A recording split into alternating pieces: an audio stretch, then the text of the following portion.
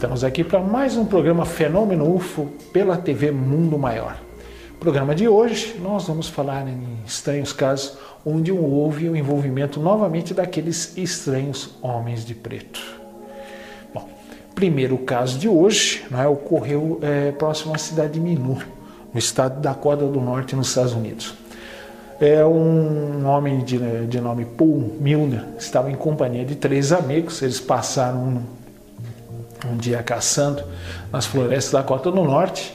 O tempo piorou muito e eles resolveram pegar o carro e retornar. Eles já voltavam, já era noite. Eles estavam circulando pela estrada, a estrada praticamente deserta, chovia muito. Quando, para surpresa dos 4 ocupantes do carro, eles viram, a princípio, que eles acreditaram ser uma aeronave em dificuldades, um avião em dificuldades. Eles viram quando aquela aeronave muito iluminada, eles acreditaram talvez até que estivesse em chamas, começou a cair perto ali de onde estava o carro.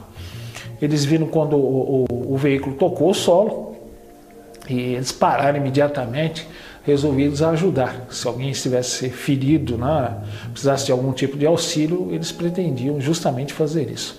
Os 4 saíram do carro e, inesperadamente, o objeto simplesmente sumiu. Ele desapareceu da vista dos 4 e, inexplicavelmente, causou muito espanto, muito medo aos 4 homens. E eles chegaram a observar o local, não viram mais nada, eles estavam indo retornar novamente para o carro para continuar a sua viagem, quando novamente do nada o veículo surgiu, pousado no solo, no mesmo local onde ele foi visto a princípio.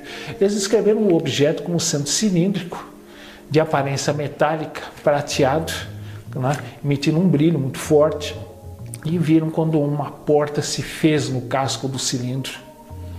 Normalmente, esses objetos, a porta, o encaixe é tão justo, que dá a impressão que não existe nenhum tipo de abertura ali no veículo.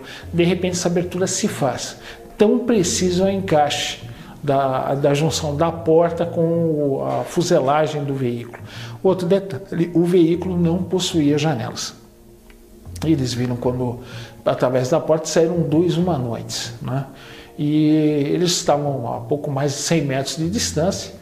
O Paul Miller ficou muito preocupado, ficou com muito medo de ver aquele ressurgimento do objeto e a saída dos 2 seres de dentro da nave, e ficou com medo que fosse acontecer alguma coisa. Ele apontou seu rifle de caça na direção do que estava mais à frente e disparou. Ele ouviu o grito do ser ao ser atingido pela bala, e viu quando ele caiu ao solo. O outro imediatamente abaixou para socorrer o companheiro, o outro ser. Os 4 imediatamente saíram do carro e deixaram o local em alta velocidade. Quando eles chegaram na cidade de Minot, os 4 perceberam que havia um missing time. O missing time é aquela sensação de ausência de tempo. A pessoa perdeu algumas horas da vida e não sabe o que ocorreu naquele lapso de tempo. A pessoa esquece. E eles viram que eles estavam com um missing time, ou perda de tempo, de 3 horas. Mas não sabiam o que ocorrera durante aquelas 3 horas. Uma pena, não havia nenhum hipnólogo no local. Por que eu estou falando hipnólogo? Porque esse missing time é sintoma de abdução. Provavelmente aqueles homens foram levados a bordo daquele veículo ou foram pegos por aquele veículo depois do episódio do disparo da arma. Existem uma série de sintomas que denunciam isso. Missing time é apenas uma. A pessoa passa a ter sonhos recorrentes, que está num local estranho, perante entidades estranhas. Pode ser uma sala muito iluminada ou algo parecido com uma sala de dentista. A pessoa às vezes lembra que estava deitado numa cama do hospital, mas muito fria, metálica. A pessoa passa a ter essas memórias recorrentes quando dorme. Passa a ter medo de escuro em alguns casos, ou passa a ter medo de locais onde tenha muita luz, ou, por exemplo, se ela está num local escuro e uma luz é acesa, a pessoa sente um medo muito forte, porque na intimidade ela lembra da luminescência do veículo, do interior da nave. No caso dos 4, como não foi feita uma hipnose, não se sabe o que ocorreu de fato. Mas fato é que eles, ao chegarem a Minot, eles combinaram entre eles de não comentar nada com ninguém, não falar nada com ninguém, muito menos com a imprensa.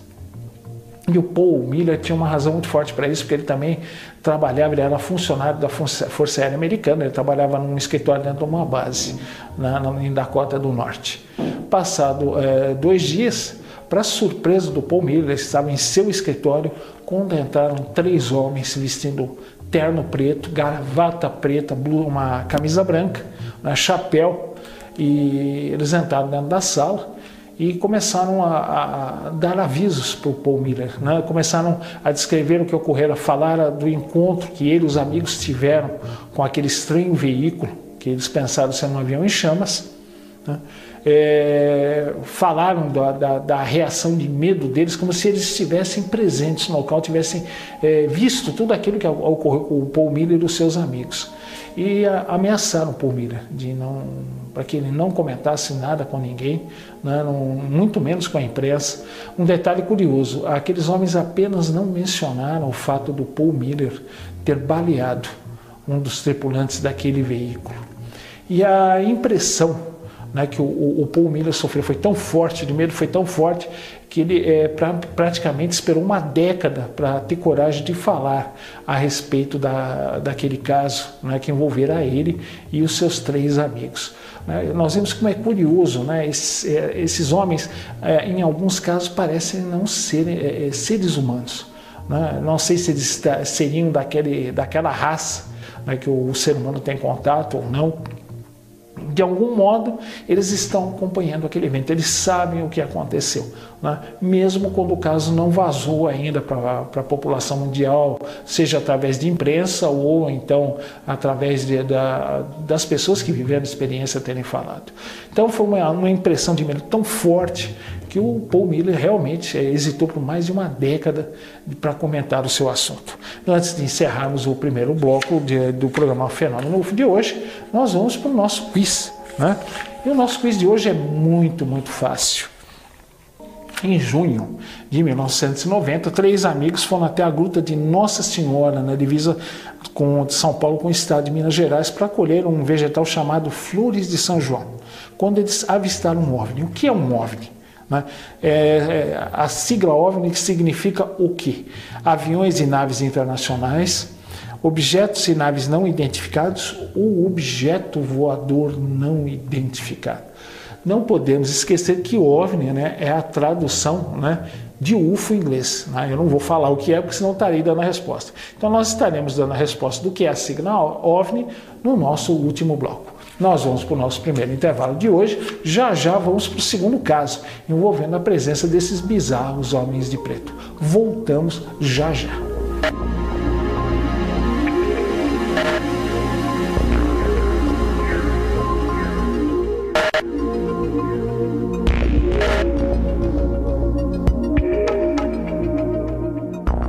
Estamos aqui para o segundo bloco do Fenômeno UFO de hoje. Novamente, casos envolvendo homens de preto. Mas antes de nós darmos continuidade ao programa, nós vamos fazer aquele convite. Clube Amigos da Boa Nova, 0800 12 18 38. Conheça, né? Participe aqui conosco. Você pode, através de uma pequena mensalidade, nos auxiliar muito, né, a expandirmos cada vez mais a qualidade do serviço aqui, tanto da TV Mundo Maior como da Rede Boa Nova de rádio. Você conversa com as simpáticas moças do Clube Amigos da Boa Nova, elas com muito carinho, muita educação vão lhe dar todas as informações. E em troca da sua filiação, você vai ter brindes, eventos exclusivos, descontos em eventos, em livros, né? Basta que você se associe. Você se torna um sócio nosso aqui. Participe, nos ajude aqui a podermos fazer o nosso trabalho cada vez melhor. Clube Amigos da Boa Nova, 0800 12 18 38. Bom, vamos para o segundo caso de hoje. O segundo caso envolve um ufólogo de nome Albert Bender. Né? Ele foi muito conhecido nos anos 60 e ele também passou por essa experiência de contato com homens de preto. E o Albert Bender, depois de fazer muitas pesquisas, né, níveis de documentos, de ufoarqueologia, uma série de coisas, desenvolveu uma série de teorias a respeito do que seriam os objetos voadores não identificados. E ele estava em vias de lançar isso, né, publicamente, através do seu jornal, né? O Albert Bender, ele tinha um organismo de pesquisa ufológica civil e publicava um pequeno jornal também ligado à ufologia. E ele pretendia, através de palestras e também através do jornal, divulgar as teorias às quais ele havia chegado. Mas antes de fazê-lo, o Albert Bender resolveu mandar um relatório com todo o seu trabalho para um amigo. Também ele gostaria de ouvir uma segunda opinião antes de lançá-las em público.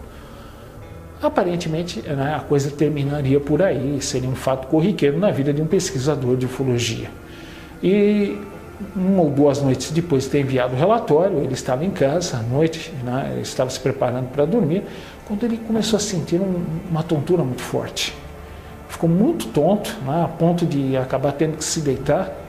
Ele não sabia o que estava acontecendo com ele, ele temeu talvez algum problema de saúde, talvez grave. Ele não conseguia levantar da cama, ele estava muito, muito tonto. De repente, para sua surpresa, aquela tontura foi passando e, simultaneamente, dentro do seu quarto, ele começou a avistar, né, a materialização, o surgimento de 3 figuras. Elas eram, como ele descreve, né, o norte-americano tem o costume de chamar de fantasma ou fantasmagórica, eram 3 formas fantasmagóricas que lentamente foram se tornando cada vez mais físicas, mais palpáveis, mais materiais. E o Albert Bender percebeu que nesse momento ele já não podia mais se mover da cama. Ele se encontrava paralisado e deitado. Ele, quando muito, movia os olhos, e ele voltou os olhos na direção daquelas 3 criaturas que estavam um pouco à esquerda da sua cama. Ele descreveu esses 3 homens como sendo muito altos. O rosto ele não conseguia ver de perto, já vou explicar porquê. Esses homens altos pareciam, ele disse, como se fossem padres, usavam algo parecido com uma batina preta, né? Chapéu preto, e o chapéu cobria parte da feição daqueles homens, ele não conseguia ver em detalhes apenas os olhos, ele não conseguia perceber se havia cabelos, uma série de coisas. E, para surpresa do Albert Bender, né, os 3 seres voltaram, né, os seus olhos na direção dele. Em seguida, ele viu quando os olhos daqueles 3 homens se iluminaram como se fossem lanternas. Aquilo causou um profundo medo no Albert Bender. Ele nunca havia visto aquilo. Não é? Existem casos na ufologia onde os seres ou as entidades que participam possuem olhos extremamente luminosos. Temos um caso que nós ainda não trouxemos, pretendemos trazer aqui na TV Mundo Maior, aqui num futuro, né, ocorrido numa fábrica de carros e caminhões na Argentina, a Ica Renault. Um motorista dentro da fábrica viu um ser muito alto e ele descreve como a vista luminosa, pareciam lanternas, os olhos eram amarelos, pareciam olhos de gato, mas extremamente luminosos, emitiam muita luz. Existem alguns casos de seres, não é esse caso aqui, seres peludos, nós chamamos de hominídeos peludos, parece estar ligado ao fenômeno ufológico, também possuem olhos extremamente brilhantes, na cor vermelha ou amarela ou verde. Então é um caso que ocorre periodicamente na ufologia, não é um caso estranho não.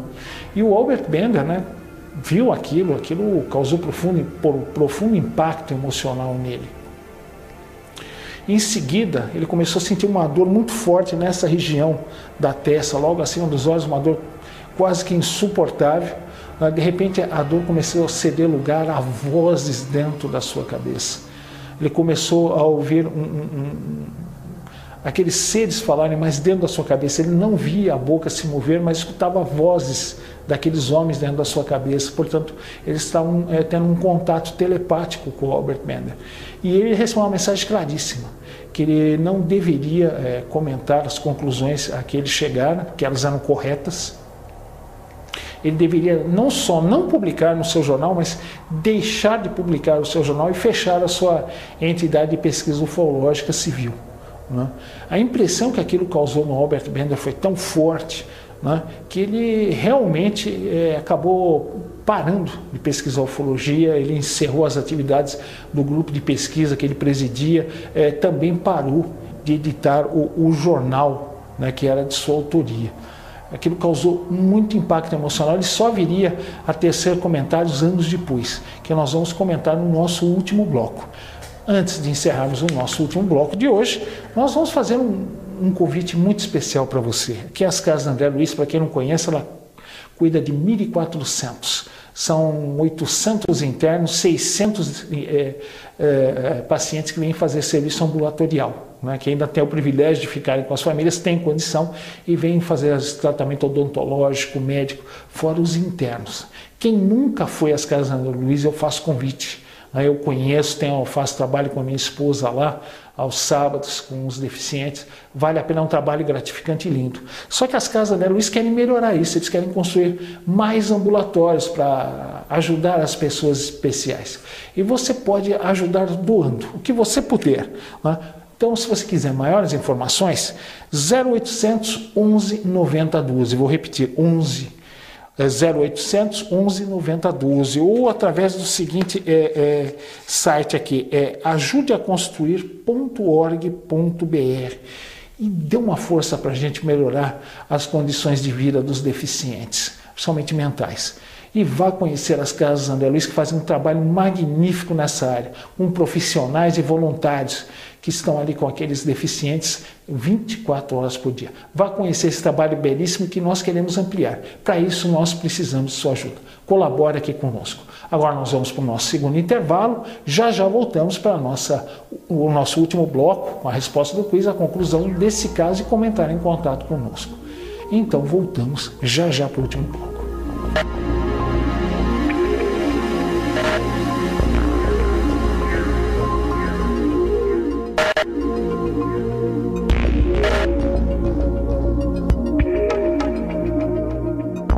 Estamos aqui para o último bloco do fenômeno UFO de hoje, a presença dos estranhos homens de preto.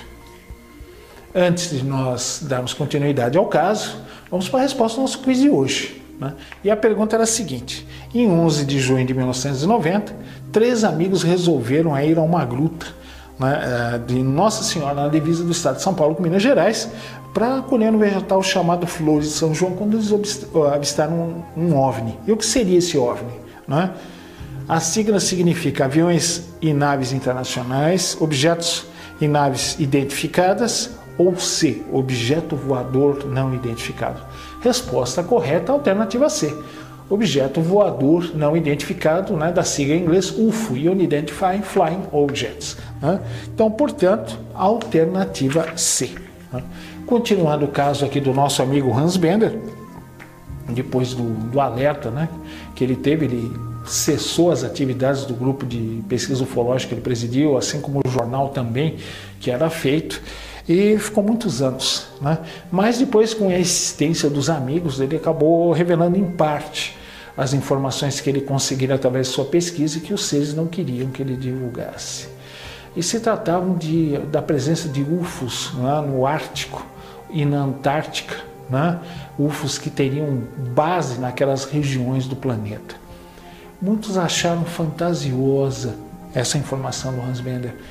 Hoje, né, se nós analisarmos friamente dos fatos 40 anos depois, não eram tão absurdas não. Não podemos esquecer que logo depois da guerra, né, nos Estados Unidos, foram vistos, né, objetos voadores não identificados justamente, né, nessas partes do globo, no Polo Norte e no Polo Sul, objetos voadores que vinham do céu, entravam dentro dos oceanos ou saíam dos oceanos em direção ao céu, provavelmente indicando a existência de bases nos dois polos, das duas regiões polares do planeta. O próprio coronel Wendell Stevens comenta, né, que seria impossível uma base de aviões naquela região. Um avião não conseguiria decolar do gelo.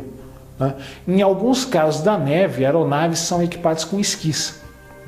Quem já teve a oportunidade de ver aviões pousando em base na Antártica, sejam elas a Comandante Ferraz brasileira, ou argentina, ou chilena, ou inglesa-americana, nós vamos ver em alguns casos aviões providos de esquis, substituindo o trem de pouso convencional com roda e usando esse esqui para poder pousar na neve. Neve, gelo sólido não, porque a aeronave fatalmente derraparia, né, e acabaria sofrendo um acidente. É muito comum em aeroportos, principalmente do hemisfério norte, Estados Unidos, Canadá, em caso de formação de gelo na pista, fica proibido o pouso dos aviões, ou então é passada uma máquina que emite vapor a altíssima temperatura para derreter o gelo. O gelo é extremamente perigoso. Muitos casos, né, nossos amigos telespectadores já viram em noticiários, não aviões, mas carros, né, derrapando em cima de capas de gelo em estradas. Nós vemos o motorista frear e o carro simplesmente sai de controle, sai derrapando. Se tiver outros carros pela frente, ele bate, né, a pessoa não consegue controlar o carro, o motorista vira um passageiro dentro do automóvel, né. Imagina um avião, né, um avião comercial aí com dezenas ou centenas de passageiros, jamais poderia pousar no gelo, e é o que ocorre aqui na Antártica, né? Então existe sim essa possibilidade, né, de bases submarinas na Antártica e também na região do Ártico, no Polo Norte. Outro detalhe, já foram vistos objetos entrando ao que parece serem fendas no solo, tanto no Ártico como na Antártica também, né, podendo indicar, né, bases subterrâneas naquelas regiões do planeta. Portanto, aquilo que o Hans Bender colocou como tese não estava muito longe da verdade, não. Mas nós sabemos que esses objetos também têm bases em certas regiões do planeta, sem ser tanto os polos norte e sul, né, bases submarinas subterrâneas. Então é muito comum a presença daqueles OSNIs que nós já comentamos aqui, que são objetos submarinos não identificados. Portanto, a tese desse ufólogo não estava tão distante da verdade, né? Curiosamente, né, os seres, quando entraram no quarto, pegaram aquele relatório que ele enviou para o amigo, né, e mostraram para ele. Como eles tiveram acesso àquele relatório não se sabe, porque ele não passou para ninguém, né? Então, um dado curioso, eles sabiam plenamente todas as teses do Albert Bender e consideraram elas perigosas para as atividades deles aqui, daí é uma ameaça tão incisiva. Então, não seria tão fantasiosa assim, não, nas afirmações do Albert Bender, né, nos anos 60. Era o caso que nós tínhamos aqui para apresentar hoje, né, a respeito dos homens de preto, que usam sempre a mesma roupa, né, a calça e camisa preta, o terno preto, gravata preta, camisa branca e um chapéu, né, pode ser de feltro ou outro material preto, às vezes óculos escuros ou não. Outro detalhe que chama atenção são carros que esses homens usam. Normalmente são carros impecáveis, novinhos de folha, só que fora de época. Não sabe explicar por que seriam carros com 30 ou 40 anos atrás, né? Modelos dos anos 60, 70, 50, né? Mas impecáveis. É como se eles tivessem uma defasagem em relação ao tempo, né? Talvez isso esteja ligado à visão que eles têm do planeta, talvez do planeta deles. Nós sabemos que a luz até chegar ao nosso planeta, ou do nosso planeta até um outro mundo habitado, pode levar muito tempo. Talvez esse ato de tempo em relação a roupas e carros que esses seres usam, talvez a visão que esses seres têm do nosso planeta seja do passado, 30, 40, 50 anos, né, do passado. Seria uma imagem que eles veriam à distância daqui. É uma teoria apenas, não sei se seria real ou não, para provar, né, um tipo bizarro de ser desse, se trajando com roupas totalmente fora de época e usando veículos também totalmente fora de época. Era o que nós tínhamos para comentar hoje, né? Nós temos aqui um e-mail, vamos ver se não é muito longo, né, para que possamos responder aqui, da minha amiga Maria Margarida de Campos do Jordão, São Paulo. Ela ficou muito impressionada com um comentário de um amigo, né? Segundo ela, um grupo de pessoas teve contato com seres extraterrenos por volta de 82. Né? E pena aqui que não fala onde. Ela gostaria de ter o e-mail aqui para escrever para nós aqui, mas ainda é muito fácil, né? Eu já vou te dar agora. Estamos terminando o programa, então vamos entrar em contato conosco. É fenomenofo@tvmundomaior.com.br. Você envia o relato, né? As moças aqui da produção vão passar aqui o e-mail para mim, vão repassá-lo e eu vou poder dar uma olhadinha. Então é muito fácil, é só você mandar para esse e-mail aqui que você mandou a sua pergunta, minha amiga. Muito fácil, eu estarei lendo e mais para frente nos programas estarei comentando. Tá bom, Maria Margarida, aqui de Campos do Jordão? Queria agradecer pela sua audiência aí, mandar um forte abraço a todos, né? Desejar a todos uma ótima semana, fiquem com Deus. E até o nosso próximo encontro, semana que vem, com mais um Fenômeno UFO aqui na TV Mundo Maior. Beijo no coração e até lá.